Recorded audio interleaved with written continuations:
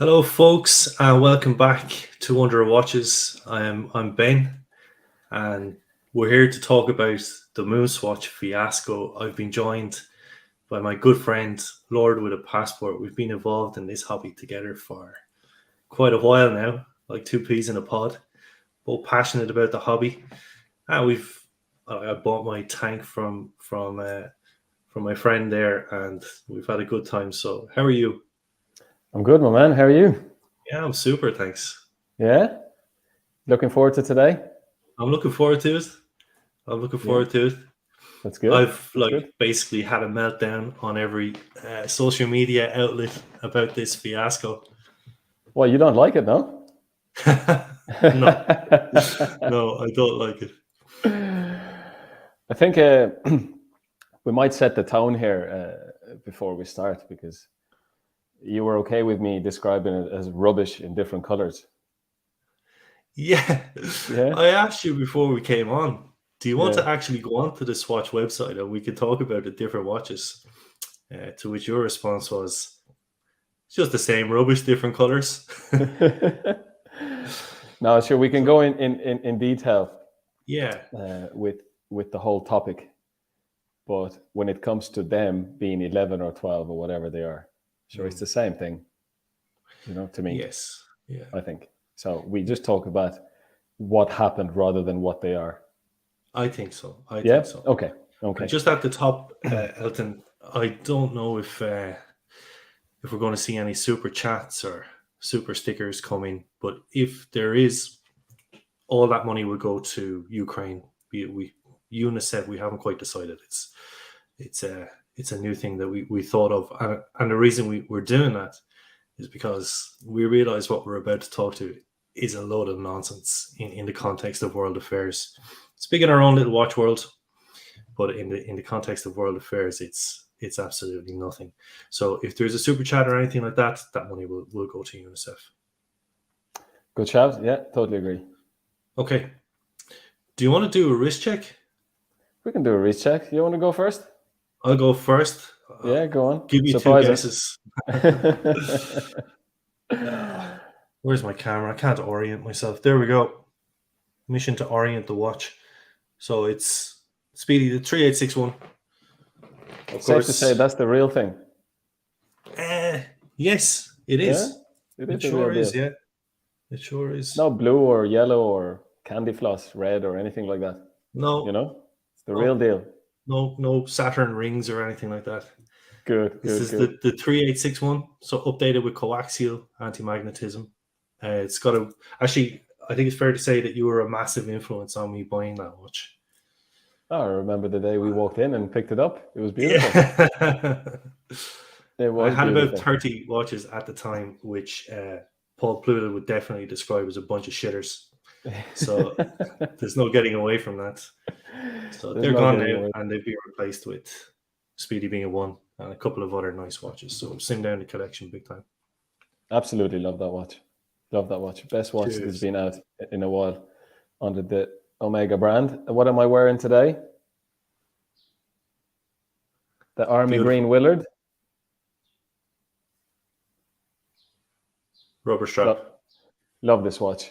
Yeah. I think everybody should have a Seiko in their collection. And they are at fault for pretty much doing some of the stuff Omega are doing, just producing too much stuff. But I thought a Seiko in a case shaped like this, it's as iconic as it gets. So it will be a true Seiko, always, I think. So yeah, it's an absolute classic.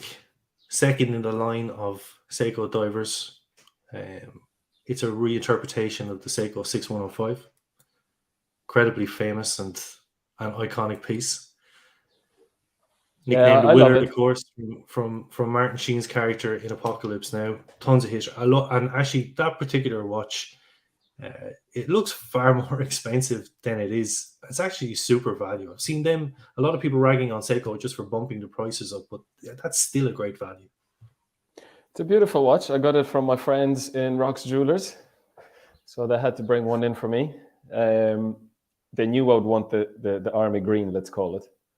So they They sorted me out. It was just after Christmas. But I love it. For the money, I think these retail for about 1,200. When you look at it and when you wear it, it definitely feels like a 2.5 grand watch. Definitely, you know. But anyway, the case shape is for me what seals the deal with this watch. You know, it's almost like a Cyclops on a Rolex. You know, it's just identifiable from afar that it's a Seiko, and I'm happy with that. Plus, you know, I don't believe in just wearing a watch and just doing whatever you want to it. So let me buy a Seiko and do that. This will look as fresh, always. But it is a watch that you could just go anywhere with. You know, I like it. I really like it a lot in that sense. Well, you and I have criticized Seiko, like particularly, I mean, just taking that line of watch, for example, and now they've brought out multiple color variations. You got limited editions for the US, limited editions for Europe, and they're probably overplaying. It's part of the criticism, I think, that we have for the Moonswatch that we'll get into. So they've overplayed that. So I remember you saying to me that you wanted, you know, the khaki green or the black. That's the job. That's representative of the soldiers that wore it in Vietnam, representative of the action in Apocalypse now.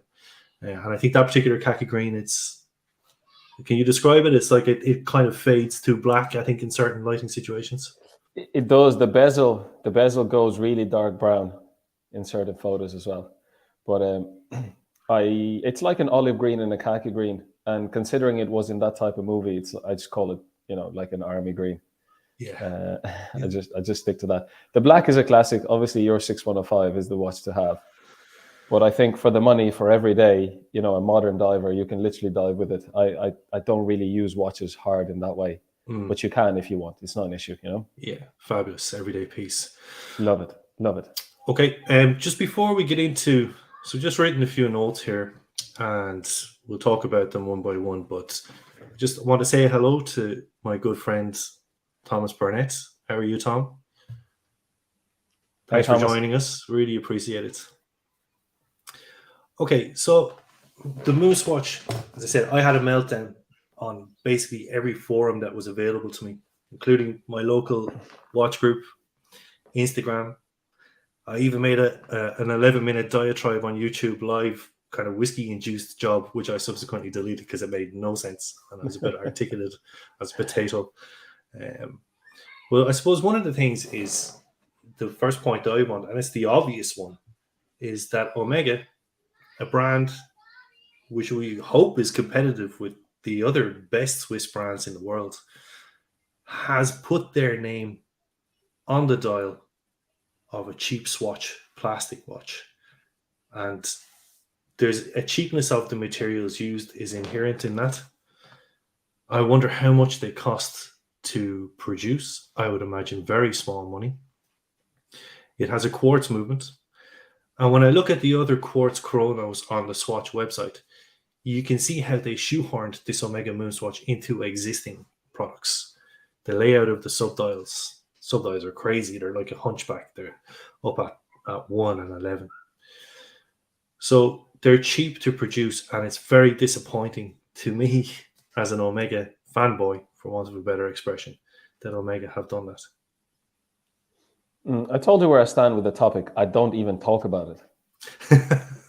There's nothing to talk about, right? But I suppose, you know, people have asked my opinion, and I've told them what I think of it. And I told you at the start of this what I think of this. But every type of comparison has been thrown at me. You know, how Mercedes make the smart car and how this and that. But the big difference here is Omega are putting their logo on something that is literally a toy for kids. There's no other explanation, you know, to it. You can call it whatever you want. You can go about it whatever way you want. You can be as PC as you want. It is not a serious watch. The reason why there is a bit of hype about it, it's because it's cheap. Yes. You know, I think I said to you, we were off air here. I mean, the world didn't just wake up and all of a sudden there's all these millions and millions of Speedmaster fans that we all knew nothing about. And they just woke up and decided that they just want this watch. No. It's been advertised, it's been put out there, and it's cheap. And there's a dogfight because it's cheap. Because when Omega released the watch you have on your wrist today, and we were in Weirs, and we reserved it, and we went to pick it up. I didn't see people queuing outside, all these diehard fans, and that watch is a trillion times better than the watch we're discussing here today. Yes. So for me, it was a bad move, and we'll go into all the decisions that they made in a minute. But yeah, it's cheap. There's no two ways about it. Yeah. You can look at it from whatever way. It's just cheap. It's cheap. And another topic, that was brought forward many times was, to me, what do you think of this? I mean, you've got the Speedmaster, but do you not think that this watch will make other people go and buy the real deal? I don't think so. I don't think so, because I never met someone that just started collecting Swatch watches and all of a sudden they're rolling with a Rolex and an Omega and a Patek. Sure. It doesn't work that way. You either are into something or you're not. For me, it's the opposite. I think once you give people that cheap option, they have a reason to stay there and not move, Yes. I think so. But anyway, we'll go into these. It's just that these were the two things that I was thinking just before the show. Tom has just made Tom, thank you so much. You're the best. Thank you, Tom. Buddy. You know that. I'm about to disagree with your comment, but you'll always be one of my. Well, I like his second comment. So this release is, Thomas is saying, this release is marketing genius. It appeals to a wide customer base, especially a younger crowd who will hopefully aspire to buy a Speedmaster. Getting younger generation into the hobby is important. And yes, I hear what you're saying, and possibly that could manifest itself into reality. I'm not sure. I disagreed with you on the forum about this earlier. I don't think, when I look at the people in the queues, unless maybe they were all fathers buying them for their children, but I don't think it's a watch that a kid is certainly not going to prioritize it over a Nintendo Switch or a PlayStation 5 or any of that kind of thing. Are they going to spend 250, 260 euro on a watch? Now, you were making the point to me before that you're talking about teenagers or maybe young college students. And yes, maybe I get that. It's a way into a Speedmaster and the history, but I'm not so sure. These are 42 mil pieces. They're not for smaller wrists, and I think they've captured the imagination of everybody, mostly adults, I think. I couldn't agree more with you, Ben. Well, I'm just reading Thomas's third comment after the comment that you read out, Ben. It's a great starter for a watch for kids. I think that's a different Thomas. The other Thomas. No worries. That's why I said the second comment. Sorry. Oh yeah, sorry. I couldn't agree more. I just couldn't agree more. I can't take this watch seriously, and I have no issue having this discussion with anyone. I just couldn't possibly take this watch seriously. I just can't. I would have no issue if Swatch released something like this, a chronograph that kind of looked. Zenith did it with the Daytona. Somehow had a right to do it. They've been in partnership for a long time. But if Swatch released it, but it was obvious, but it wasn't called a Moonwatch, that I'd be okay with it. I wouldn't even think about it, But just on the cheapness as well, I think the Moonwatch is cheap. The actual Moonwatch is cheap, particularly in comparison to, the big R's equivalent, which is the Daytona, which are fetching unreal amounts of money at the moment. And the Daytona doesn't have the history of the Moonwatch. Like Omega, they shouldn't have to compete for that business. They shouldn't have to resort to plastic watches to make sales. Their history should do that for them. But these watches are disposable. Yes, they're cheap, 260 euro. The Moonwatch is expensive. It's heading into the luxury territory. I suppose it's 7,000 now for the Hesalite version. But I was saying this to you before, is I think people have passions and hobbies. I mean, I'm not talking about the super rich and famous here. I'm talking about anybody, middle income earners in this country, in Ireland, or anywhere. If they've got a passion, they'll find a way to make it work. That's in cars, it's in drifting. Photographers, man, my God, the amount of money that they spend on equipment, and they're not professional, they're amateurs doing it on Facebook. So watch collecting is another passion, it's another hobby, and you can buy into that for a price point, for sure. But the watch is with you forevermore. And the Moonwatch, the Speedy Moonwatch Professional, regardless of the limited editions and the Snoopy this and all the other variations, that has stayed quite true to its roots, like a Rolex Explorer. You could buy into that, and you'll have it forever. Beautiful 3861 chronograph movements, decorated, and you can send it back to Omega, who'll service it every 5 years. It's a watch for life. Watch for life. And if you were making a one-off purchase into a luxury watch, why not? I think anybody can do that if they really thought about it. I think so, Ben. I mean, relatively speaking, there's a dogfight at the bottom for the affordable luxury, I suppose, Rolex and relatively speaking, Pateks and all the steel watches. So there's a dogfight there. So when you look at the Moonwatch, just under 8,000 for the Sapphire, it's cheap, right? So if you're dedicated and if you want to do it, and you can do it, there is a way. And I'm not saying $8,000 is little money, but there is a way. Yes. Just reading Thomas Burnett's comment again. It's a marketing genius. Yeah, probably, yes. I mean, it's better to be spoken about than not spoken about. Look at the queues. Suppose we're discussing something else today.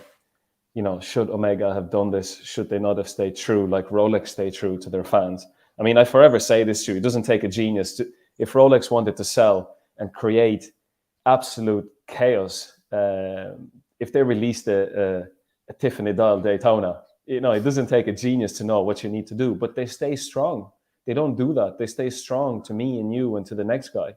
They don't cheapen this is my problem. We're going to discuss this. They don't cheapen their brand. And they don't stab me or you in the back. They think twice before they do that. They'll release a couple of novelties and everything else pretty much remains the same. But I couldn't agree more with you. If you wanted to get into watches, I honestly don't think that for you to buy a cheap plastic watch will mean that you know what you're going to do. You're going to go and spend $8,000 tomorrow. The jump is too big. The jump is too big. If you're shopping, in the Swatch range, you will stay there. The same topic, came up when the chats were being had that maybe the Apple Watch will get people into watches. Personally speaking now, I'm yet to meet someone that tells me, look at this very expensive watch I have. I won't mention brand names, but it all started with an Apple Watch. Yes. I mean, I'm not part of a big, massive focus group that goes around the world. It's only me, but I should have met one person at least, right? I haven't met one yet. So it goes back to the point you're making. You either are into something and you find a way, or you're not. And when I was younger, I was broke many times because I was following, maybe photography more than I should have, and I was following music more than I should have, and buying records in Abbey Discs in Lower Abbey Street was expensive. You had to buy these American imports, and I found a way. That was my thing. And if there was a cheaper alternative, it didn't satisfy my need. Yeah. And that's what I mean about this watch. But my issue is with Omega itself, and we'll discuss it now. Their move might be a marketing genius, but for me, I told you I've sold all my Omegas. Yeah. Yes. I can't. I cannot. I mean, I wanted to stay strong and not have the Rolex conversation, and it's appropriate though, because that's their rival. That's their big rival. That is their big rival. As the underdog and as a supporter of underdogs, you always hope that it would be Omega to make the step up to challenge Rolex.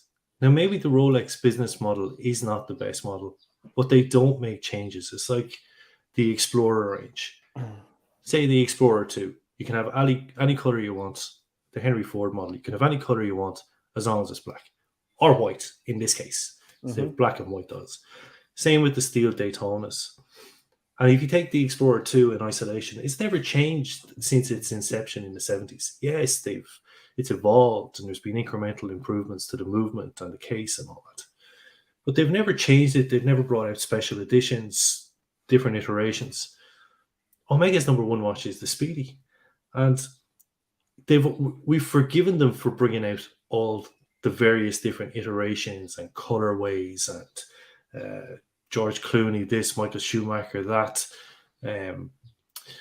first watch in space. The list goes on and on and on.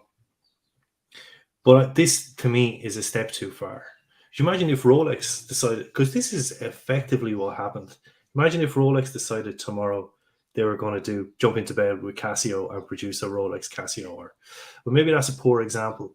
But say they wanted to bring in a cheaper watch for sub $1,000, just to democratize the whole Rolex thing. Give everybody a chance.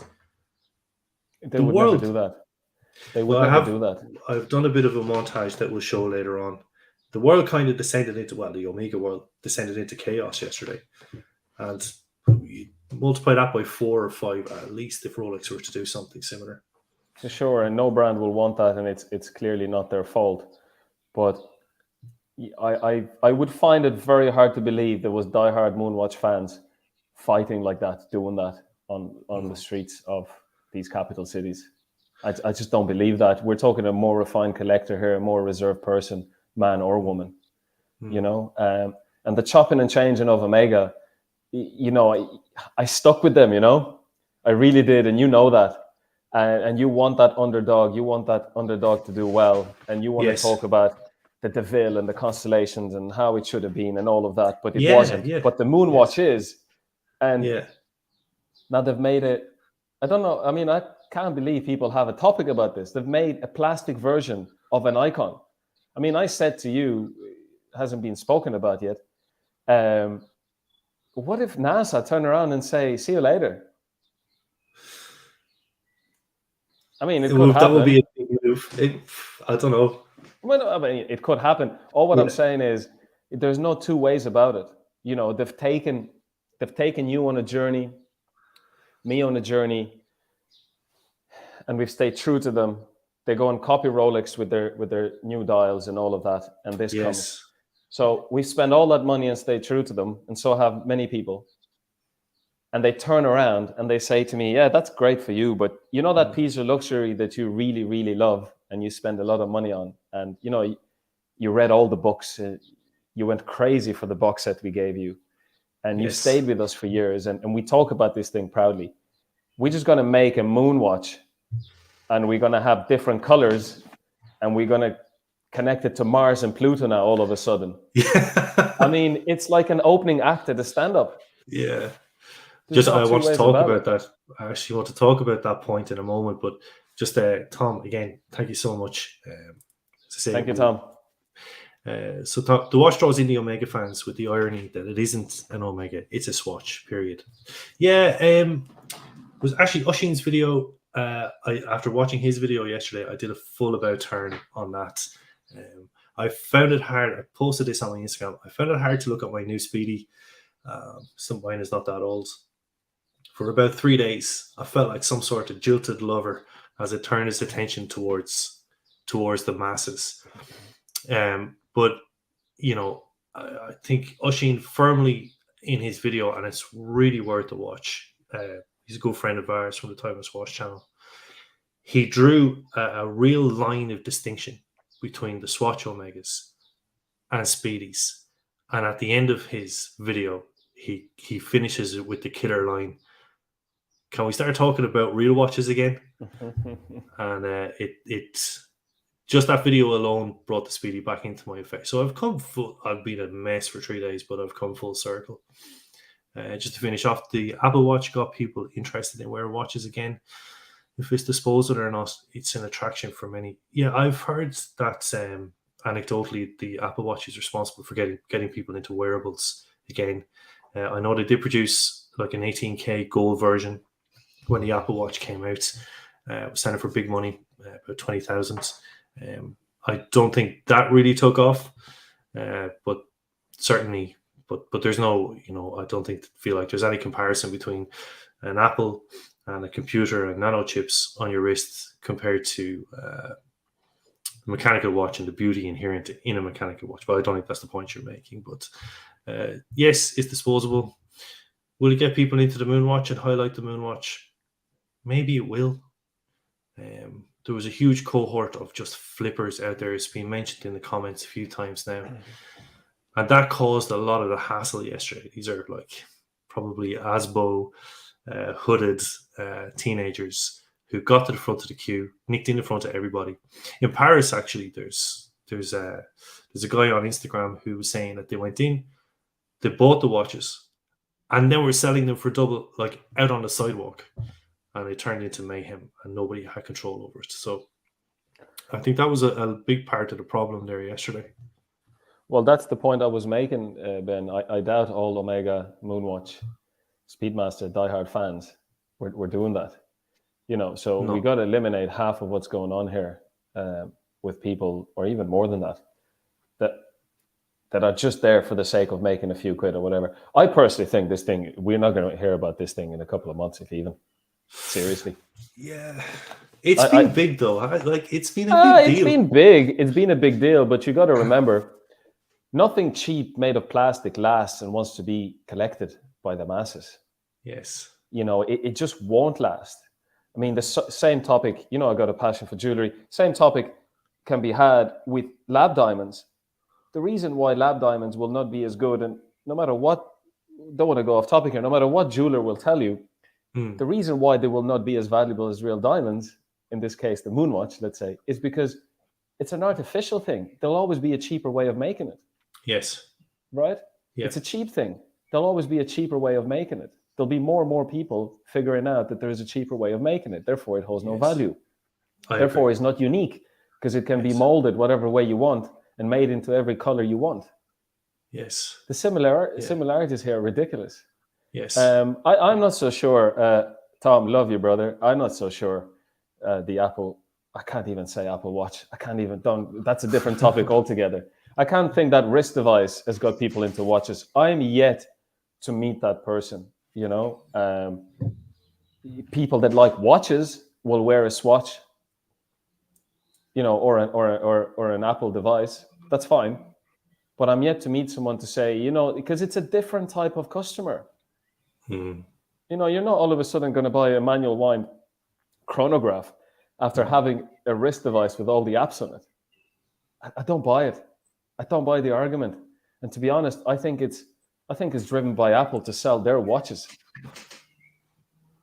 For sure, it has to be.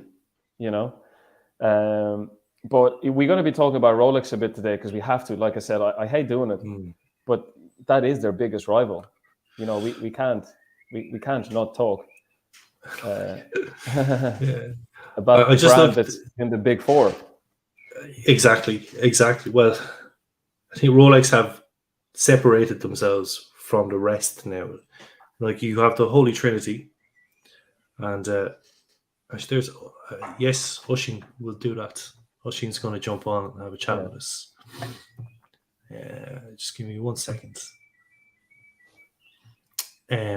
Just as I'm doing that, just the whole collectibility of it.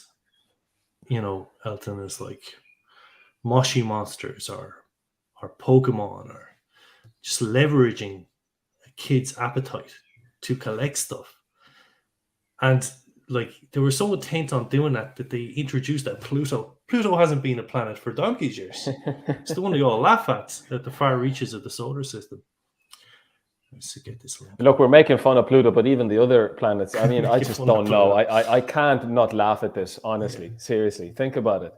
It's you could not possibly be a serious man or woman and say to yourself, I'm going to go and buy one of these, and I'm going to talk about it, and I'm going to tell everyone how great it is, and it's going to be worth so much money in the future.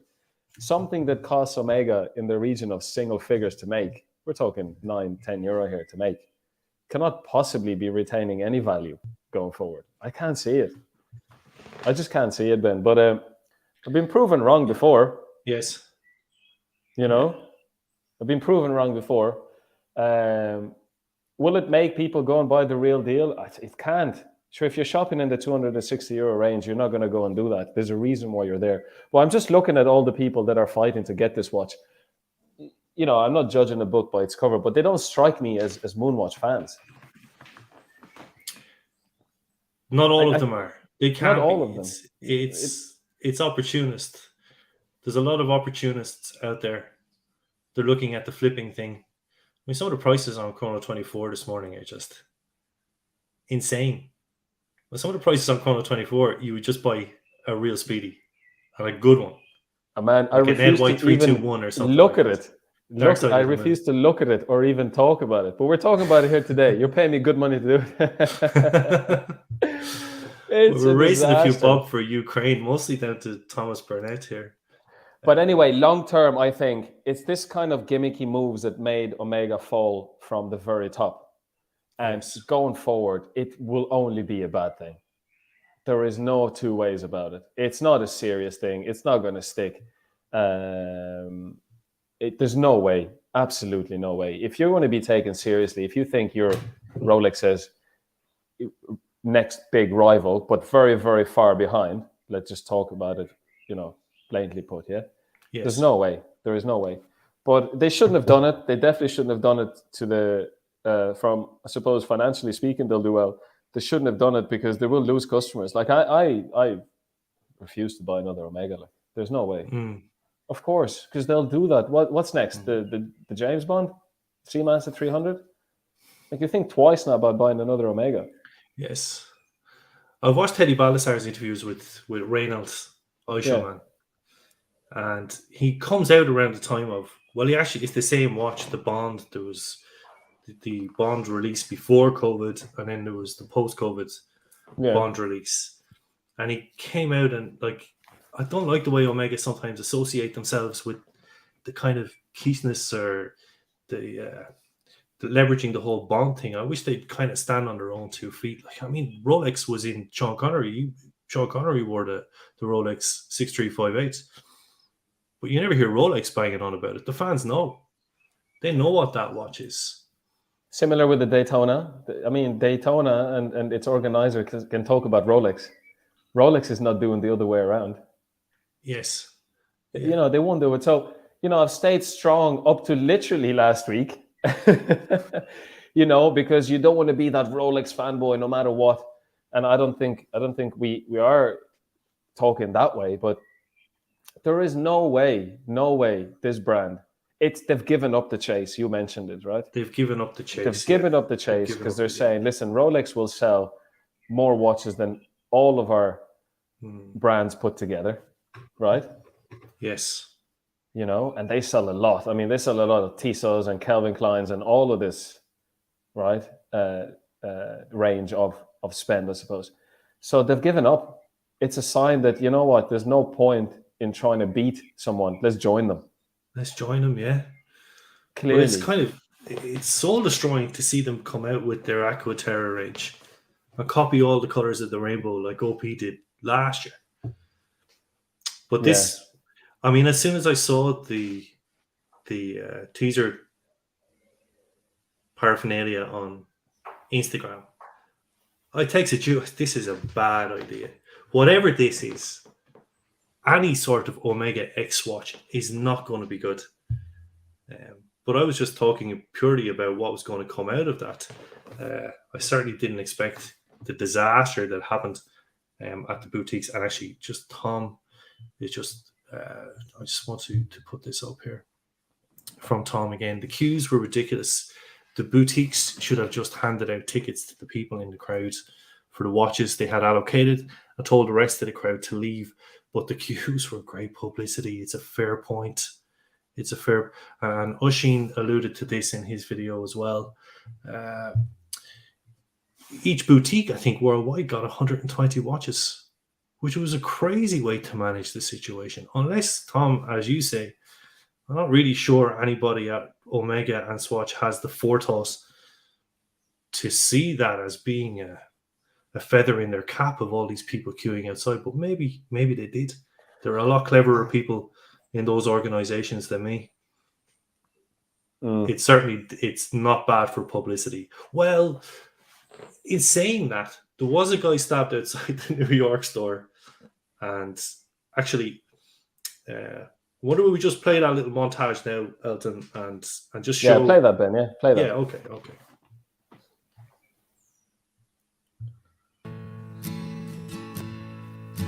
The green plastic watering can for a fake Chinese rubber plant and a fake plastic girl.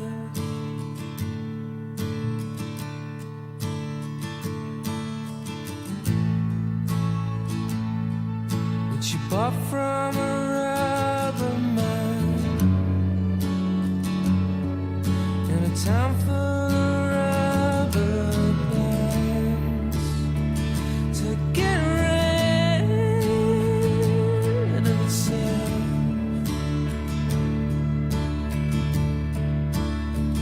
The words around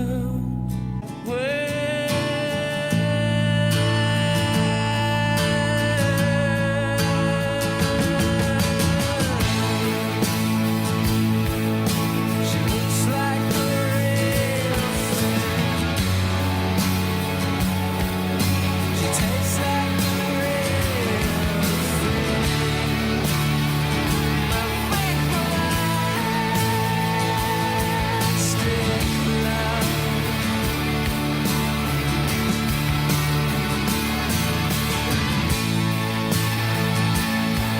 But I can't help the feeling. I could blow through the ceiling. If I just Ben, I just want to address very quickly there, Christian. Hey, Christian, thanks for the comment. You raised a very good point. By the way, Christian, I'm wearing a Seiko today. I hope that answers your your worry. I don't think it's about snobbish, but there's two things here. We all have watches and a passion for watches, and we all have watches in every range, I'm guessing, or we've had them. But this thing is branded Speedmaster, and it costs €7,600 less than the real thing. You know, that is not right. And I don't think the snobbish thing, it's not that. I think if you spend that much money, you shouldn't be embarrassed in today's world to want to protect it. There's nothing snobbish about it. So there's a big difference between a Swatch chronograph watch that might look like something. You can put two and two together yourself afterwards if it looks like a Speedmaster, but actually going and making one. Am I answering that right, Ben? Yeah, I think so, for sure. Yeah. But Listen, may we've come got across a bit snobbish, but I definitely am not embarrassed or afraid of what's protecting snobberies? my purchase, you know? Absolutely not. Oshin from the Timeless Watch channel has joined us. Great to see you. What's up, brother? How are you, fellas? It's been a Good, while. I know. When are you coming to visit? Great to see you both. Yeah, And you I'm too. coming to visit Ireland. I actually might be coming sooner than you think. Okay. I've been trying to set that up actually, and do an episode in Dublin and an episode on the west coast. Good. Oh man. Guys, I love that thing you just put together with Radiohead. Yeah. Oh my god, I love that. Why didn't I think of that? Well, it's the obvious choice of She song. looks like the real thing. Yeah, She tastes like the real. Oh my god! Oshin, we Ben, beat was you that to you? it. Was that you behind that? Yeah, I wanted to do it. I threw it together. So This is the art of the Irish, man. It's just we get it. That's amazing. That I want you to send me that little clip so I can slap it all over my social media, because that just puts it right. Just that moment you chose as well. I can see you being a fucking little arty fucker there. You chose that build when Big the time. full band kicks in yeah, to show all those kids pushing each other over and racing towards the So he Swatch. hasn't slept last night. It's calling me Oh at 4 man, in the only morning. you could have gotten that timing. And I was like, if anybody, proper editor, is looking at this now, because I've got the plastic things in her, it's not going in time with the music. I wanted to do it. I wanted to show it on this, to try and add some sort of level of quality to our discussion. So I threw it together, but it worked out okay. It's great, man. And that's exactly how we feel as watch fans, right? Seeing this thing, getting all this attention, and I have no problem with the watch itself personally. Like, it's a fun little idea. It's great for Swatch.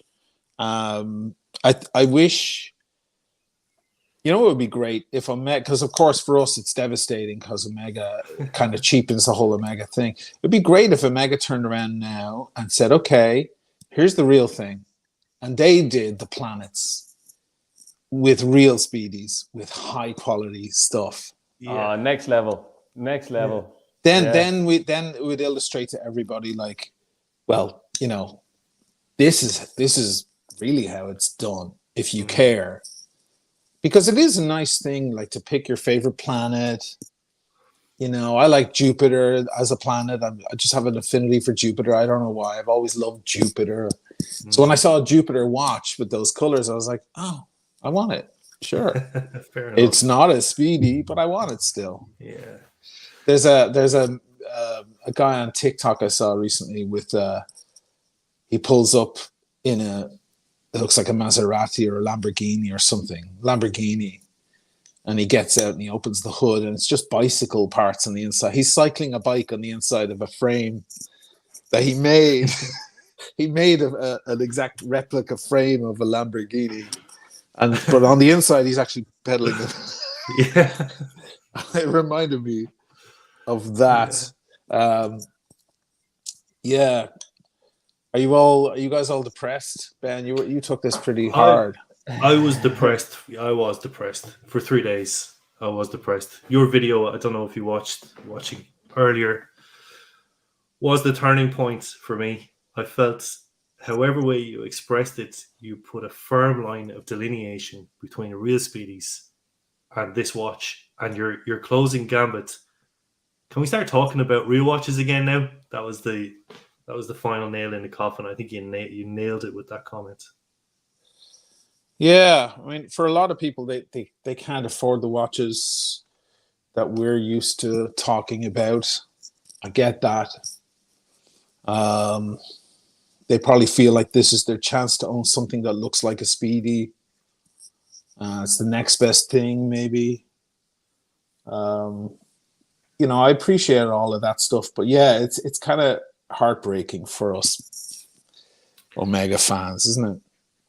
Well, I was just making the point earlier, like, I think I'm middle Ireland. I'm very representative of middle income Ireland. And all my friends who have hobbies of cars, photography, they're plowing loads of money into that, like thousands. They find a way to do it. Yeah. So if you really wanted to become a part of the Speedmaster club, for want of a less trite word, you can do it. You can find a way. I think I did it. You make certain sacrifices and you prioritize certain spending. So when they then decided to democratize it, or however they viewed this, that was soul crushing for a day or two. Do you think there's any truth to that rumor that they were coerced, that Omega were coerced into doing it? I hope so. I hope so, man. I hope so. I hope they didn't take that decision themselves. Wow. I mean, something to do with the name itself, maybe. Moonswatch must have been a driven factor, because, I mean, I see a quick comment there. Surely you could have Longpont doing a collaboration with a Seamaster or a Planet Ocean. You know, that'd be the most appropriate. But I just said to Ben there earlier, Oisin, very hard to have this chat with a lot of people because a lot of words are being thrown. Oh, you're being a snob or this or that. It's nothing to do with that. Like, we should all have the right to protect, you know, something luxurious that we bought. But back to the watch itself. There is no way in hell a piece of plastic will be a classic, retain value or retain sentimental value. I can't see it. Probably not. It's just going to be fun for a little while.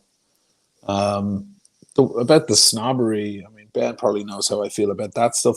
In a way, you kind of have to own it, because really we kind of are watch snobs, aren't we? And we're proud of it. We learned the difference between a fashion watch and a beautiful timepiece.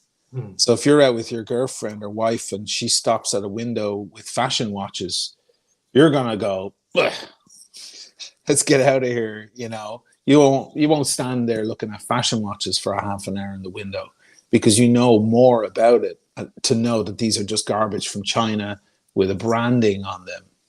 And someone could turn around to you in that moment and say, "Oh, you're a snob." And if that's what a snob means, man, I'm proud to be one. Yeah. If it's just an educated person, a person who can make that distinction, I think the word snob is just an attack. It's just people who don't really get it trying to attack people who do, or people feeling insecure or whatever. Or maybe it's to do with the money thing. But as Ben said there, it's quite often like having nice watches doesn't mean that you're super wealthy. It just means that that's where you put your money. You know, you save up your pennies every month, and rather than spend it on travel or hotels or whatever else, you buy a new watch. That's where you put your cash. So a lot of us in this hobby are not piddly rich, but still wouldn't put a plastic watch like that with a quartz movement on our wrist. Yeah. Yes. No, and I think we're talking about the fact, Oisin, that this is going to get people into the real deal. If you already belong in the Swatch, put this on quartz type of thing, you know, if it bangs against something or scratches or breaks, if you're there, you're not going to go and buy the real deal. Well, maybe one or two, but that's not a valid argument to say that everyone that buys this, or half of them, or 20% of them, will buy the real deal. You mean the gateway drug argument? I don't buy it. Yes. No. I don't buy it. It doesn't hold water with me either from Omega's viewpoint. Like, if they cannot sell watches based on their phenomenal history of that watch being associated with the greatest of human achievement, that they need to resort to flooding the market with. I hope you're right, Oisin, what you said earlier, that I hope somebody tied up Reynald Eichelman in a corner somewhere and said, this is what we're doing. Because they don't need to do this. Like, it goes back to the point you were making earlier, Elton. The people who were buying these watches are not Speedy fans, or not all of them anyway, or Omega aficionados, or people looking to get in on the Moonwatch for cheap.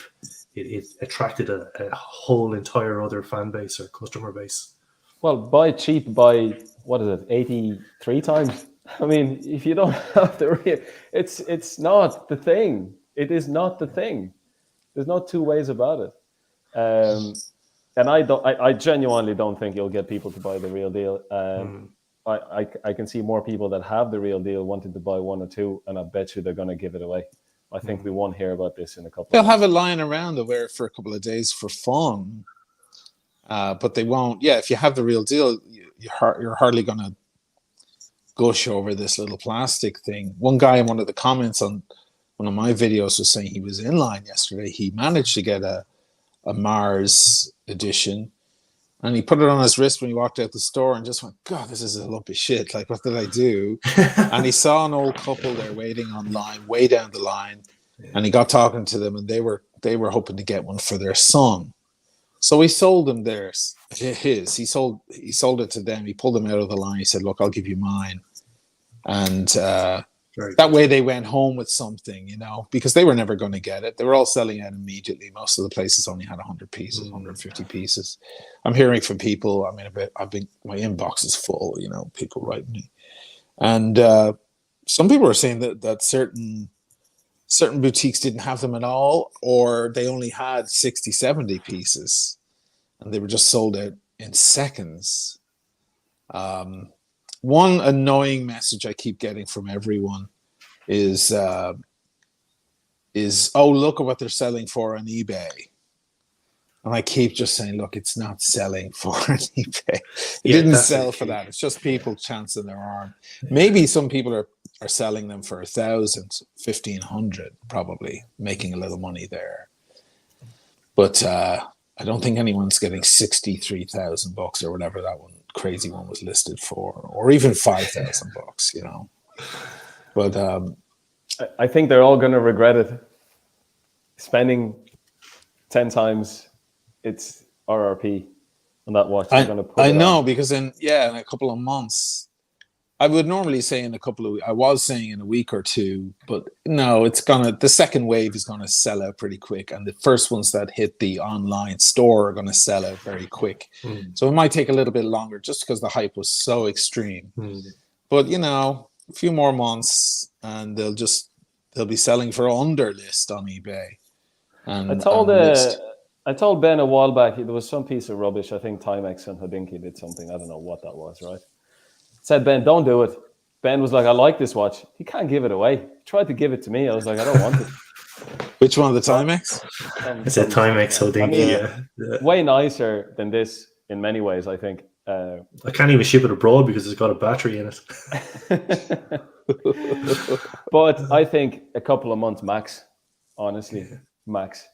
But my whole issue, Oisin, was with the fact that they're selling me the dream of owning the Moonwatch, and you're deciding between Sapphire and Hesselite, and you make that decision, which comes with X amount of money. Yeah. I mean, it might sound like a tired argument, but it's a valid one. And then they go and do this. I can't see any risk. I can't see Rolex doing something like that. I can't see Alanga doing something like that. So why does Omega do it? Clearly, they've given up the chase. It does feel like they've given up, right? It does feel like that. Tom, again, thank you so much. Oisin, we don't do this often, obviously. We decided at the top of the show that anybody who makes a super chat, we'll just give that money to UNICEF for Ukraine as a kind of a nod to the fact that what we're talking about is important to us, but in terms of world affairs, it's absolute rubbish. Well, sure. It doesn't need to be said. But anyway, so just to talk about Tom's comment. So Speedmaster owners will be butthurt by the release, thinking that their watch is being disrespected or devalued, but they will get over it. That wasn't really why I got so upset.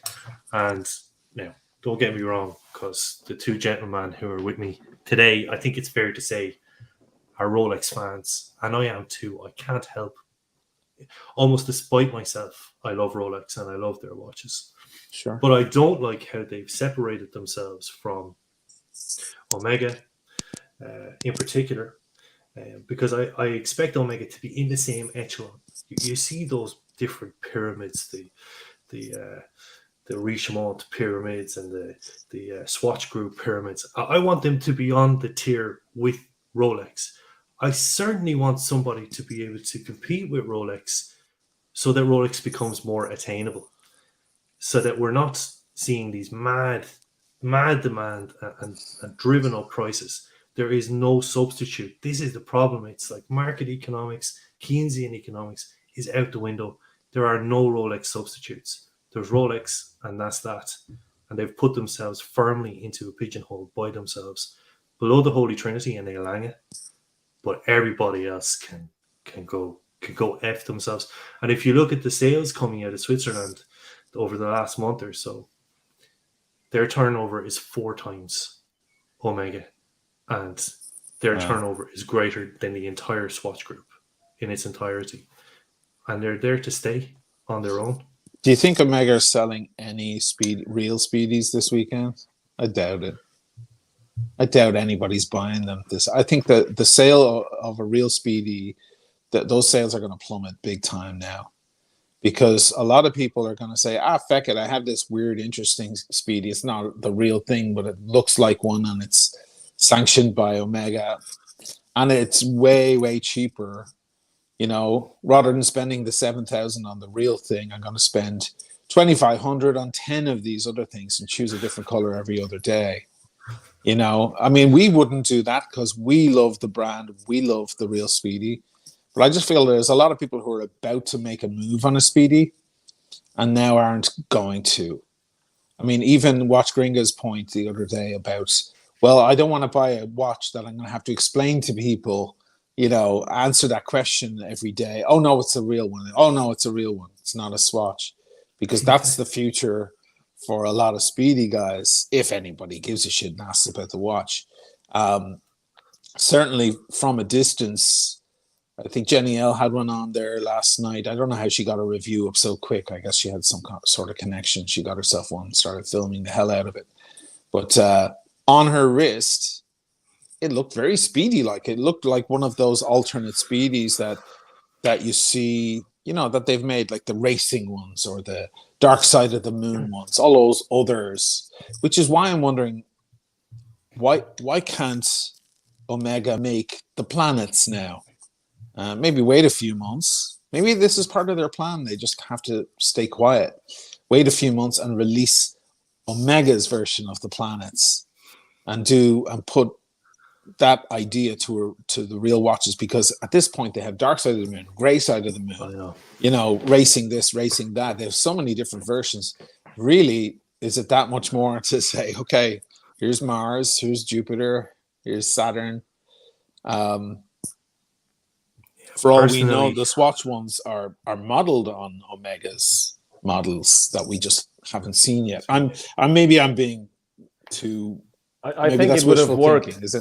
I think it would have worked though, Shane, if that came first, and if it was popular, you wouldn't do this. But I think it's what you're saying in reverse. Like if it came out, I wouldn't buy one, knowing that there is a plastic version out there already. There's definitely, Omega are definitely trying too hard with the yellow gold polished center links, green dials Moonwatch, with an olive green dial Seamaster 300 with colorful OP-like dials. They're definitely trying too hard, and when you try too hard, you end up making mistakes, and these things don't stick in history, right? Right. Very, very hard not to like Rolex even more. I wouldn't be as big of a Rolex fan as you. You want to kind of not have these chats and say, no, Omega, man, I want to talk about Omega, I don't want to talk about Omega. I just genuinely don't. I have no interest in looking at one as in to buy in a shop, because as silly as it may sound, what are they going to do? A James Bond version tomorrow? And I just spend $6,000 buying one, the green dial? Is Swatch going to do that? Now, it may not happen. We're being a bit extreme, but it can't. To answer Thomas's question, there's no way it doesn't hurt the brand and disrespect the reference and its owner. We might get over it. That's a different topic. But it definitely doesn't do justice to the Moonwatch. Guys, I just want to respond to Dylan, because Dylan has made a contribution as well. Do you think the hype around Omega will die down after this collaboration? Do you mean the general hype around Omega, or this kind of mad, crazy last few days? Well, it's definitely going to die down a little, and of course we've got Watches and Wonders coming up next week, so this is going to be very old hat very quickly, I would say. But these novelty Swatch speedies will carry a certain weight for a while, I would say, just because the hype was so big. And what was interesting too, looking at the mobs outside, the various mobs, the one in London, the one in Hong Kong, and so on, yesterday, I was like, wow, I had no idea the watch world was that big. There's so many watch fans. Like, wow. It was impressive. Like, a lot of people know what the Speedmaster is. But Elton, you're right about Rolex. There's a bit extra respect because a lot of people are making those comments now. Rolex would never do this. No. And there was always the thing with Omega, that the gimmickiness of Omega, when they keep releasing moon watches with little illustrations of the moon, and it can get very gimmicky in their NASA box. It's real for boys, it's real boy toy stuff, whereas Rolex seemed to be a lot more mature sometimes in comparison, but they wouldn't do such a thing. We wouldn't see a collaboration like that it seems too gimmicky. Well, I just think they're so loyal to their customer base, almost to a fault. It's like the sub range. If you've got a sub from the 50s, 60s, 70s, it's still a sub. Each of them have their various different characteristics, but visually, they haven't really changed a whole lot throughout the decades. Of course, it's a more modern and it's a more robust watch these days. But there's no difference in value. Guys, there's a reason why the Holy Trinity is the Holy Trinity. I mean, the balls they have to just look after their customer decade after decade. There's a reason. I mean, Oisin, think about the courage it takes to sit around a Rolex boardroom and say, we could make a Tiffany Dawn Daytona. We would kill the whole market, but we're not going to do it. Yes. we're not going to do it because we won't do that to Oisin and Ben because they have the white dial or the black dial, and it's been like that forever, right? Right. And this type of mentality was with them since the 1920s. Yeah, they've always had a certain prestige to them, right? They've always had a little bit of class going on there. I always found Omega to be classy, but then every now and then they do something I have to look away for a minute and ignore it, you know? The Dark Side of the Moon. That's a great watch. It's a spectacular watch. And certainly the structure of it and what's inside it. But it is gimmicky. They're not afraid of doing gimmicks. They do the Tokyo editions, you know, the Olympics and so on. There's a fine line there that they cross sometimes with the gimmicks, and this has certainly wandered straight over that line with the Swatch stuff. But again, I feel like a lot of... Sorry, go ahead. Sorry, just on that topic, sorry, Oisin. It definitely looks like the same person that had the idea with the white side of the moon, gray, black, blue side of the moon. It looks like it was the same person for this idea. I mean, these watches are like a variation of those 4 watches. Maybe, yeah. Yeah, it's definitely along their kind of thought process line there. You know? Tom, you are so generous, man. Thank you so much. Anyway, the release has separated the people who are into watches and the people who just see the pound dollar signs. Many see this as an investment for the future, which it may be in decades, but a throwaway watch. I certainly don't put myself in that category, personally speaking. Maybe it's true for the general public, but for me, I'm not going to be selling my watches. It doesn't matter how much they cost. It doesn't matter that the Speedmaster cost me 8,000 or 7,000 at the time or whatever. I'm not going to be selling it. So it can be 10, 11, 12, 13,000 in the future.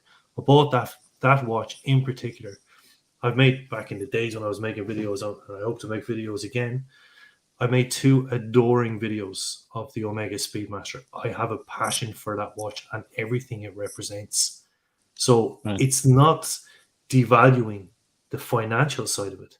It's devaluing the image and the brand qualities and desirabilities that Omega have been telling us you need to buy. Because this is what companies do. Why you need to buy into this? Because our watch beat the Daytona out. Our watch beat every other chronograph out when NASA were choosing and testing a chronograph for the moon. That's what I was buying into. I don't care about the intrinsic value in it or the financial value in it. Well, you're a real watch fan, Ben. I mean, you truly are, and it really matters to you. And this is probably why you were so sick to your stomach the other day when this announcement came out, because you know you really care about this stuff. I think a lot of people, they enjoy it, but it's not going to break their heart or anything. I've always been a fan of the Speedy. I have my Speedy on right now. It is a sacred icon to me. But I'll buy a couple of these Moonswatches once I get around to it. Once it's easy enough and I can just grab it at retail, I'll probably buy a Mercury and a Jupiter. And every now and then, when I just want something light and silly, and I don't want to bring an expensive watch out, maybe I'll put it on. I don't know why someone would want to spend a lot of money on a Speedmaster now unless they really, really care about all of that history and so on. I think a lot of people, it's going to divide. Let's say there were 10 people thinking about buying a Speedy right today at the boutique in Venice. Yes. I think 3 of them went now because of this, and the other 7 said, hold on, because again, it's a huge difference, right? Like sometimes I'm deliberate. I made this point the other night in my live stream with Dirk. Sometimes I'm deliberating when I'm getting on a train here. Should I get the regular coach seat or the business class, right? And I usually look at the time of the train ride. If it's 45 minutes or an hour, why get business class? You're only going to be seated for 45 minutes. Just, save $10, but that's all it is. It's $20 for the ticket or 30 for business. So you're almost there anyway. So sometimes that extra $10, you're like, ah, screw it. You know, I'd rather sit in peace and quiet, rather than have to go up and down the train several times to find a seat that isn't next to some dude with his dog, or or whatever that you have to deal with in the regular class. You get in the business and it's just business folk, and everything's very quiet and mannerly, and there's a bigger seat. You pay that extra $10 for that. If it's a 3-hour or 4-hour train ride, it's a no-brainer. I'm not even looking at the regular prices, right? It's just one of those little decisions you make. But it's not the way with airlines.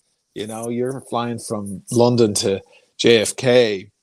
It isn't that same difference. Oh, should I sit down the back where I might be stuffed between one person and another, and there's nowhere to put my bag, and spend $500, or should I sit up front where I'll be handed champagne and I can put all my bags for free for $700? If it was that difference, we'd go, okay, we'll go for it, or even $1,000. But it's never that. It's always $12,000 or $15,000. It's crazy more money for those small details. In the end, you're both people are getting to the destination at the same time. They're both on the same plane. Just one doesn't have to deal with the stress of certain things.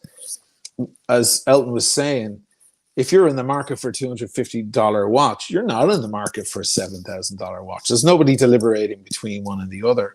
And I think it's going to turn a lot of people. Let's say they were saving up their 7,000 and they were at 5,500. They still need another 1,500 to be able to afford to walk into the boutique and buy that Speedy. Right now, they're probably going, maybe I'll just buy 5 of these other things once I can, and just be happy with those. And I get colors, and I get pretty much the same look, and I never have to wind it. Like there are certain things about the Swatch release. There are certain advantages simply because it's that much cheaper. If it were $1,000, it would be a totally different thing, but it's so ridiculously cheaper. I kept thinking when the thing came out of Archie Luxury, Paul Pluta. It's like massive Rolex fan, obviously, and Patek Philippe subsequently. But the Speedy, it was always the one watch. And when I came into Man on the fucking moon. So, like, when I came into the hobby 4 years ago or that, you could buy a Speedy for $2,000, like, which in his world is shitter territory. But he always allowed that Hezelite Speedy into the echelon of great watches. And yeah. And now they've just killed it. Now they've killed it. Fucking man on the fucking moon. Killed it. And hey, Marcus. Marcus is saying hello. They've absolutely killed it. I think Tudor are going to kill it next week, and we're not going to talk about Tudor and Rolex, but I think they've just done Omega them a favor, and I think Tudor is going to be way bigger than Omega within this year. You think Omega have chopped their own legs off? 100%, and I'll have a bet with anyone for a nice bottle of whiskey that you will be able to buy this under retail just even before the summer. Oh, hey, Marcus. I realize who you're talking about now. Yeah, hey, Marcus. Hi, Marcus. I didn't realize either. How are you, my friend? Of course, to answer your question, Oisin, for sure. I mean, this couldn't possibly be good. I think Thomas was saying people see it as an investment maybe in decades. It won't last until then. You can't be fixed and serviced. You'll just die, I think a lot of people will buy them and leave them in the box and, put them on a shelf. That can happen. There's no shame in that either with a $250 thing. It's like getting an old Star Wars toy on eBay sealed in the box and you put it on a shelf. A lot of old Star Wars fans who now are all grown up and have money and they still want to collect all the stuff, all the memorabilia from the movies and so on. I think some people, Swatch lovers, by the way, have been doing this for a long time, or watch fans. Who was it? Was it John Mayer, one of his first episodes? Oh, no, it was Kevin Rose, the big tech guru in San Francisco. He became a watch fan 5 or 6 years ago. No, less. He was actually one of the reasons I started getting very passionate into watches because he's all about tech and I'm a big tech nerd. And he was buying swatches and putting them away, cheap swatches. But they'd always have these weird, funky, limited edition things. And there'd be rumors, that's a sleeper, that's a future classic. So he would buy 3 of them and stick them away. He's no intention of wearing them. He has Langes and all sorts of stuff. So he's not going to put one of those on his wrist, but he'll just put them away and say, who knows, maybe that's going to be tomorrow's big thing. It'll have a collectibility factor in years and years to come, like an old toy or something like that. I wouldn't be against buying all, 11 watches? I wouldn't be against buying all 11, leaving them in the box and just putting them away and saying, there's the full lot. Who knows if that's going to turn into something that was an embarrassment or a fad for a moment, or if it'll be a future collectible. Who knows? Please, God, don't do it. Don't do anything like that. I'm definitely going to buy a few of these watches. I mean, for one, listen, I should for the channel. I totally get that. Let me just tell you what I think about that. Right? Very simple for those guys that think that. It's not an original. The difference with taking a chance on something that might go somewhere. Yeah, of course. You just never know. It happens with Swatch watches. Totally okay with it because it's a playful thing. That's an original. Yes. It can't go anywhere. It's a copy. It's very, very cheap copy of something. It's not going anywhere. And that's the thing that's against it, I think, Sure. Yeah, but if you had the set of the 11 of them with all the tags, and you can have 10 sets of them. They're not going anywhere.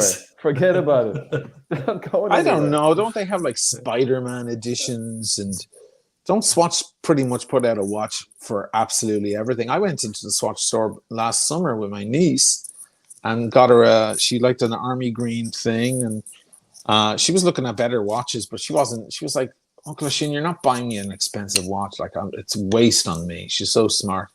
And so we went into Swatch and got it. But they had everything else. They had all the other cartoon characters from all the current things on Nickelodeon and stuff. And I thought, look at these guys. They've absolutely every patent in the world they signed into. They've got Spider-Man. They've got the Hulk. They got everything. I feel like these could be dumped in with that because they are a Swatch watch. I got a lot of comments on my last video, people saying, look, I don't care what you say. This is my Speedy. I love it. I lined up for hours to get it and I love it. And this is my Speedy. So they feel like they have a Speedmaster now. As bizarre as that sounds to us three, because we're so on the other side. But you know what the funny thing about it is the mission to the moon, like, aside from the fact that the two subdials are up around its ears, because that's probably the chrono movement they had, and yeah. But aside from that, like, it's got the concentric circles, the stuff that you've got to look at the subdial under macro to get on a real Speedy. It has the arrow tip on the seconds on the chrono hand. Yes. It has a step dial, even the indice. It's like, couldn't you have done something? I know you put Swatch on the dial, but it looks way too similar. It looks like a bloody facsimile. And actually, Thomas Burnett, who's made some great comments there, he makes the point that, in actual fact, maybe it was a move to kind of against the replica companies, the likes of Corju in China. It's like, well, we're not going to let you rip off the Speedy. We're going to rip ourselves off first. Right. And maybe there's some validity to that point. Sure. Yeah. Really, look, let's face it. Let's be clear here. It's not a bad thing for Swatch. It's amazing for Swatch. And it's amazing for lots of people who want to get their hands on a cool looking watch and looking for something new for the summer. It's great for a lot of people. And I guess it's good for the people who just could never even consider purchasing a Speedmaster, be it used, be it a reduced, spending over $1,000 or even over $500 for them on a watch is just absurd and out of the question. So I guess it's great for them. Our concern here, probably the three of us, is what has it done to Omega? Am I right? Absolutely. Yeah. What has it done to Omega? It's certainly done great things for Swatch, and maybe Omega is now all over the news with Swatch because of what happens. I mean, the news of yesterday's of the crowds reached beyond just the watch world. By the way, it wound up in newspapers, certainly here locally. Journalists and so on. It wound up in general news. It wasn't the biggest thing of the day, obviously. I think Foo Fighters drummer dying was a much bigger thing. And then, of course, there's what's going on in Ukraine and so on. But it was certainly news. It reached outside of the watch world only, right? So they've got for a few days, all the attention is on them. And that's great. But what has it done for Omega in the long run? I personally feel that I would bet $100 that Omega here in Venice, despite it being packed full of tourists today, I was just there an hour ago in the center there in the piazza. Despite it being packed, I doubt they're selling any Speedies today, any at all, any real ones. I kind of hoped after watching your video that people would distinguish between I actually felt prouder of my Speedy. Like, I really had a hard time. Like, the watch stops. I wind that bloody thing every day. It doesn't stop, but it had stopped. I didn't wind it in 50 hours or whatever the power was. You were ashamed of your Speedy? I couldn't look at it. Just couldn't look. Elton, we can't hear you. You're muted. Have you muted your... Sorry, your my volume? mistake. I No, never set it out. was the first day he put it on today. He was like, I'm over it. I was like, we don't talk about it. First thing You're about such the a true Moonswatch. fan, man. You're such First a thing about the true- Moonswatch, we don't talk about the Moonswatch. We don't I talk agree about. with Aussie expat. When I look at those videos, I can't believe that those people are. I'm going. You know your video, Oshin, that you did on the Chrono Sport. Yes. What's this? I'm going to make a similar one on these, but I'm going to call it "We Don't Talk About Muno," Okay. the famous I look song from forward to that. Encanto. Can you play your little fake plastic trees thing again? There's a few more people in the room, just a handful more. Yeah, sure, yeah. I want people to see this. I love this thing. It's just a mini collage, just kind of showing the madness of the weekend. Let's take a look. The green plastic watering can for a fake Chinese rubber plant and a fake plastic girl.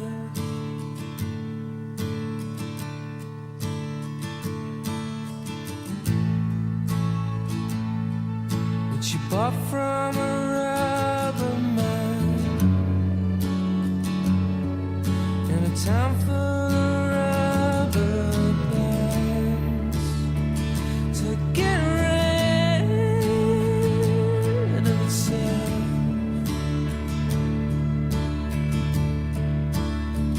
The words around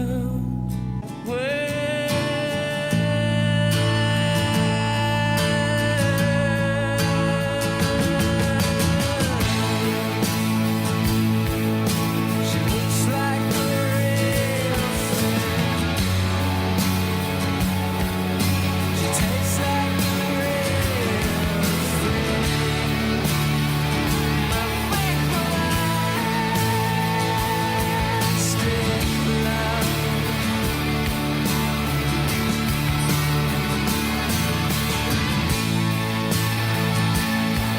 But I can't help the feeling. I could blow through the ceiling. If I just My God. Don't criticize my editing, Oshin. That little I music when I won't. went to the heavy part, it was a bit dodgy. No, it was good. That's the strong moment. You learned a very simple thing, and that is what mixing an image with powerful music can be one of the strongest things in the world. That's exactly it, and certainly all those kids falling over each other, and the lyrics. She looks like the real thing. She tastes like the real thing. At the same time, it's like, whoa, that's powerful, and that I think you communicated our exact gripe with this entire problem here to You see, anyone I who was afraid doesn't that have my it clear. music. Sorry, Oshin. Go ahead. I was afraid my musical choice there was reflective of my mood over the last 3 days, which is melancholy. Do you remember the Father Ted, where the guy is depressed down the back of the bus and he's listening to Radiohead? So I thought that was me there. I thought this is too melancholy, but no, I'm glad now you said, because it was supposed to be supposed to have some element of power to it. You got some big super chats coming in there, man. Yeah, I'm so sorry, man. Nat Hannon. Thanks for that. I'm such an amateur at this. Yeah, it takes a while to get used to. I Muhammad totally Ali. agree with Nat's comment there. The reality is, it's not special, this thing. It's a And fun watch. I'll get a something that's luxurious is meant to be special, and call it snobby or whatever. If it's not special, We just might go through some of know. these just to give them the air that they deserve. It's a fun watch. I'll get a couple of them, but when this crazy hype dies down, and then I will grab them in store online. Yeah, of course. That's Fucking what everyone crazy. should do if they're interested in buying one. I will do exactly the same. My man, Marcus. I love this. Actually, the four of us, Marcus included, we had some fun times in Venice there for a few days. So it's great to hear from you again. I keep promising that I'll ring you on Instagram. I will. We'll do that. We'll have a chat. It'll be fun. It's a Happy Meal toy, but a fun one. And a homage to a great watch. I totally want one. It's a Happy Meal toy. That's probably the only thing I agree with in that statement, Marcus. Sorry. I definitely don't want one. Nathaniel Hannon. Thank you, Nathaniel. Really, really appreciate it. Again, your super chats are going to I think UNICEF. It's Mother's Day today, and I already contributed money for all of the mothers in my life, of which there are more than one. Fundamentally, what offends my sensibilities about the Moonswatch is the commoditization of something that's bang on, Nathaniel. Yeah. The whole idea of Swatch is a cheap and cheerful commodity. Omega is meant. Yes, man. Yes, you have effectively verbalized how I've been feeling for the last few days. Yeah. Feel better now, Ben? Then I'm not the only sad. It's good to talk about it, right? Get it out. Get it off your chest. I know. Thomas, all these hits at me. You started with a Timex as a little kid. Yeah, look, it can happen. I just can't see all those people going and buying real deals. I can't see 1% of them. Yeah, I mean it's a long shot, isn't it? You want some 15-year-old kid to then 15 years later buy the real thing. I don't know if that's really how it is. I think, Thomas, you would have ended up liking watches regardless. I think it just helps along. I think it helps along. Guys, do you want to stay up with maybe do another 10-15 minutes just talking about something different? Sure. Next week. Let's talk about Bruno. Yeah, let's not talk about Bruno. We'll talk about Dylan Carrick. Actually, he contributed a few bob. He wants to know what people think of Tudor at Watches and Wonders next week. Well, apparently they're going to release one watch. That's the rumor. I think it could be a big one, though. Yeah, and because it's one, once again, Omega could learn from others, right? Take a leaf out of someone else's book, but not Swatch's book. Anyone but them. No, I mean, it attracts a lot more attention. Release one watch, one amazing watch. Let's hope it is, and something that just gathers a lot of attention. Less is more sometimes. Less is more. They could discontinue. Maybe the Black Bay Harrods will be 10 years this year. Of the Black Bay. Right. They could do that, but they're definitely moving in the right direction if they weren't already. They've cut down their catalogue. They're releasing one watch. They're doing a little bit of Rolex. They're discontinuing pieces. I think it's going to be a good year for Tudor, big time. Aussie expat. I'm thinking a Ranger with colours. Hope there's not. I'm thinking Ranger 2 Aussie expat, which I think is fabulous because even the Explorer is difficult to get. The Rolex Explorer is difficult to get. This is, of course, Tudor's version of the Explorer, and they execute it really well. I'd like to see their K-shape move more towards the Black Bay Heritage line, partially because that looks like an Oyster Perpetual case. But to have a real alternative substitute for the Rolex, I think will be wonderful, and I hope to do it. And I hope the execution is bang on. Nice. Yeah, maybe a Black Bay 58 date or a Black Bay 58 GMT. It'd be cool. That would be cool. Very cool. Yeah, there isn't a 58 GMT yet, right? So yeah, With a maybe date, that's it'd be next. super cool. Yeah, that might be the one watch. That could It'd be be the one super watch cool. they release, and maybe they'll do that in Coke. You know, because That'd be everyone thinks amazing. it's gonna be in the Rolex line. Sad for me, love dress watches. The Cellini, I know that the Cellini line will be reduced big time. Yeah, There'll be no Cellini 300. There'll be no Cellini seconds sub-dial. The moon phase, which is the one to have, I think, will remain, and maybe add a complication to that. wow. So excited for that, and maybe discontinue the Pepsi and release the Coke. But I tell you what would be killer, Oisin. Root beer Jubilee, old school. Root beer Jubilee. Okay, because apparently the all black GMT might be coming back on the Jubilee, the one that was discontinued a couple of years ago. On the Jubilee, apparently that's making its way back, or at least that's a strong rumor. A root beer Jubilee, that could be interesting. Yeah, can't see why they wouldn't do it. Yeah, they moved the Batman over to Jubilee, so or at least gave us that option. I was just wearing my root beer around the city today. I love that watch so much, and it's as popular as ever. To give us a new version of it would be great. I think that'd be killer. I don't know if they'll do it this year. The watch has only been in the market considerably short. Marcus, if you gift me a plastic Moonwatch, it's likely the only way I'll keep it. I've got foolish levels of loyalty like that. Please do it, Marcus. Heck yeah, Marcus. So that's what I think, Oisin. You know, I can't see them touching the sub. It was only retouched. That's right. Lately, it won't be retouched now. That's right. But maybe an exciting Cellini complication or a Cellini-like dress watch. Oh, bless you for even mentioning the Cellini. Nobody's even mentioned that watch. It's a cool watch. It's very cool. I mean, it's very elegant, very classy. For some reason, it just doesn't get any attention at all. You know, it's crazy. The moon phase with that white porcelain dial, it's super cool. Beautiful, beautiful stuff. But again, we're into up at that price range of that watch and the style of it, then you're into Patek Calatrava territory.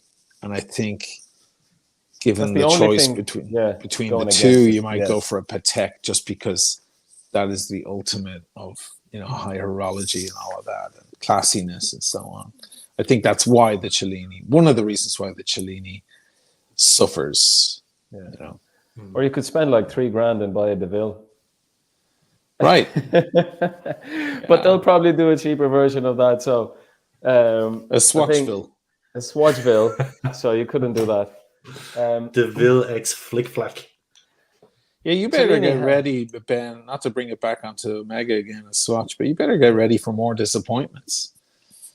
Just go get some Xanax or something. Have it in your pocket ready for, because if you cared so much about, I mean, I cared, we all cared, but it really physically made you ill, right? And you better get ready for more stuff because they don't seem to care anymore. They're just throwing out whatever is going to sell.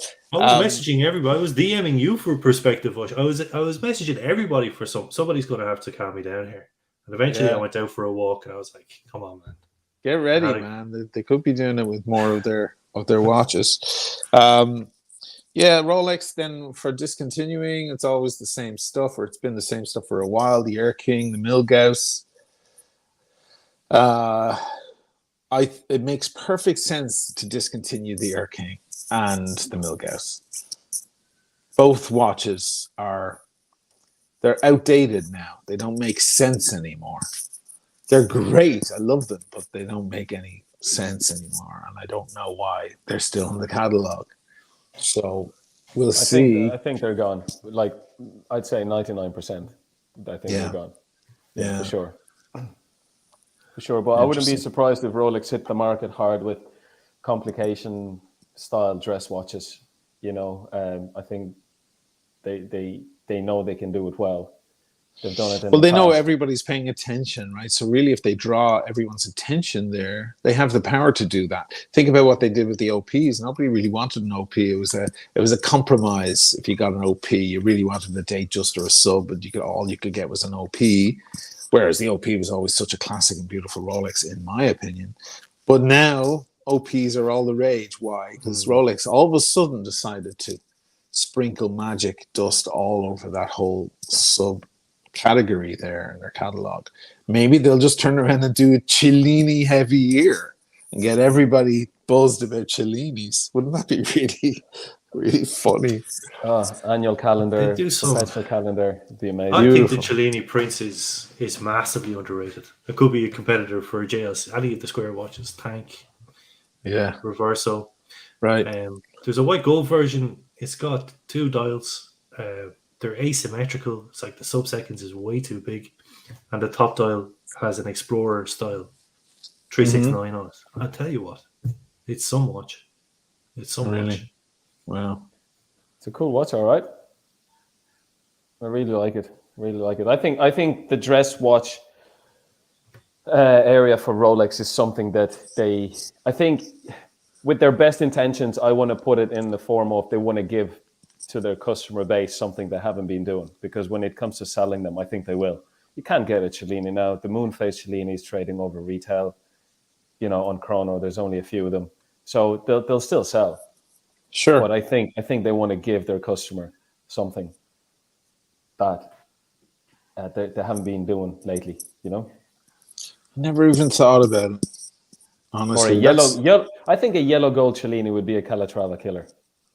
Right.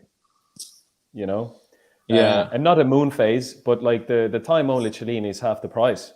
Yellow gold, it'd be a Calatrava killer. You're not going to get a Calatrava moon phase, porcelain dial. You're just not going to get that. Right. That's what I think. But sure, we're not here to talk about us and Rolex. We're here to talk about Ben. Therapy session. Well, I just don't understand how the Cellini, like you'd imagine the Cellini was next. Do you know what I mean? It was the subs, the Explorers, Daytona, Yes. obviously. And now there's a clamour for Datejusts and Oyster Perpetuals. Yes. There's only a few ranges left. Cellini was going to suffer from the Rolex insatiable appetite for Rolex. What's the other one? The Pearl Master. Power Master, yeah. It's actually quite a broad catalog when you step back and take a look at it. Like even the Datejust is broken up into Datejust and Lady Datejust. It's a broad catalog. There's a lot of watches. They make a lot of different watches. It's amazing. I don't know. At this point, it's all just speculation. I'll put out a video early in the week just talking about the predictions because I kind of have to because all the channels do. There won't be anything in it there. I don't know anything anyone else knows or doesn't know. Like it's all the same stuff. It's just speculation. But yeah, maybe you've put some ideas in my head there, Elton, with the Cellini. I haven't even thought. I think last year the rumors were that the Cellini was going to get the chop completely. But I think they were people, and I think a lot of these people are around, who think that Rolex look at what's selling and not selling, and they chop what's not selling. But I don't think they have that temperament. I think they have an artistic temperament. They'd rather play their hits off their new record, even though the whole audience is waiting for the old hits. Like they're playing stuff off their new album, and people just want to hear the old hits. I think They truly are like artists, Aussie expat. I actually own a Cellini. To answer your comment. Is it? It's not this one, Elton. It's Aussie expat, is it? Yeah, it's a different question. Yeah. Okay. No, I genuinely like dress watches and can't help but like the Cellini. I could vouch for that, Aussie expat. That's definitely not the case. Which one do you have? I have a Prince. You have the Prince. Yeah. Beautiful. It's a cool watch. Is that 39 mil? Is that 40 mil or 39? They're 20 odd mil across. But like they're quite lug to lug. They're quite big, so it wears really nice. Yeah, I just wonder about the diameter. If I could wear one. Yeah. Yeah. Yeah, you definitely can. Yeah. There's a chunky watch. They're precious metal. It's like a gold bullion. Like there's a fair chunk of precious metal in those watches. Nice. Yeah, Truly it's really special. cool. The only open case back Rolex. Quite cool. Wow. So Very Aussie cool. Expat is asking, are you virtue signaling him owning a Cellini? I think you might have a new friend here, Elton. No, and I'm looking at the modern one. I do agree the moon phase is a bit steep. I think it's mid-20s. I think there's great value. There's a rose gold black dial time only, which you can pick up for early teens. You know, Wow. I think that's a cool watch. I think you couldn't get better if you tried to get a dress watch, precious metal, from probably the biggest brand. I think that's great value. Do you know what Truman Burbank Elton is? Do you want to just feel that one if you can, or if not, it doesn't- Yeah, it could be, but I think they've moved on from that. Everything will be in house now. Yeah, probably 32, 30, 15 grand. I think there's still time to buy Cellinis while they're relatively good value. They're only trading a couple of grand under the time only or the sub-second. The moon Wow. phase is over retail already. If you get one at retail, you'd be lucky. Oh, you never know. The Cellini could be the big news this year. Could be very interesting if that happens.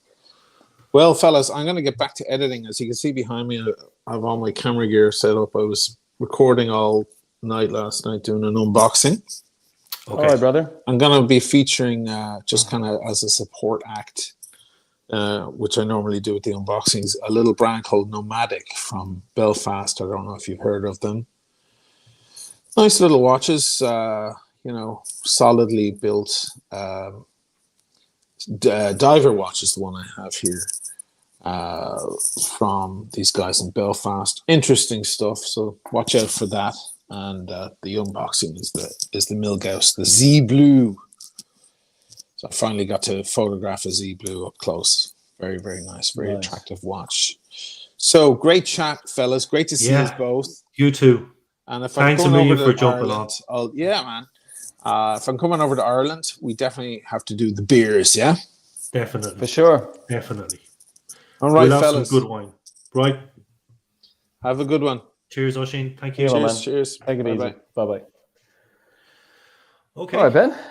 Okay, that was... Thank you, folks. Yeah, thanks everybody. Thanks to everybody for the super chats. Again, just to acknowledge the fact that we're all talking rubbish, really. It's of no consequence. So the super chat money will go to UNICEF.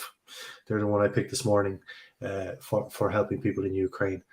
So yeah, cheers. Thanks so much. That was excellent for a first broadcast. Really, that was super. Thanks, guys. Thanks for having me on, Ben. My man, thank you. We'll do it again, please. All right, brother. All right, See you, lads. See you later. Bye-bye. Bye-bye.